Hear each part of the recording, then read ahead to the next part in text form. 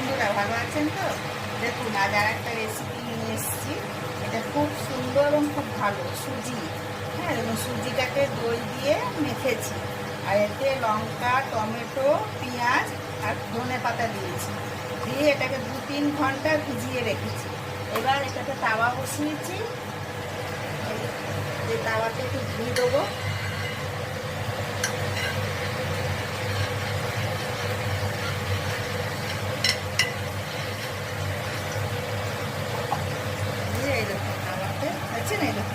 লঙ্কা কুচি, পেঁয়াজ, টমেটো, ধনে পাতা আছে, নুন দিয়ে মেখে দই দিয়ে ভেজানো।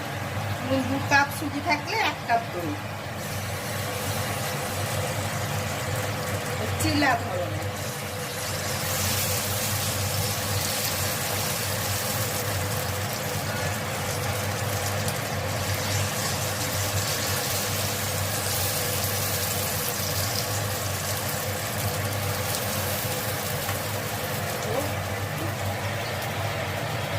হয়ে গেছে, এবার এটাকে উল্টে দিচ্ছি।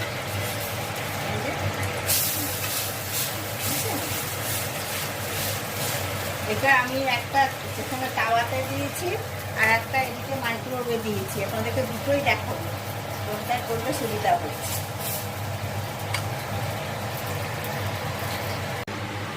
দেখুন, হয়ে গেছে। দেখুন, এটা আপনাদেরকে বললাম, একটা তাওয়ায় দিয়েছি, একটা মাইক্রোওয়েভে দিয়েছি।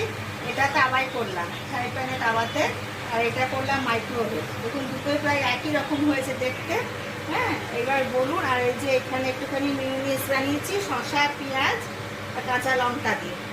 হ্যাঁ, এই দেখুন, এটা দিয়ে খাবো। দেখুন, সেদ্ধ হয়েছে কত সুন্দর, দেখুন ভেতরটা, বুঝছেন? এই দেখুন, ভেতরে কত সুন্দর সেদ্ধ হয়েছে, দুটোরই তাই হয়েছে,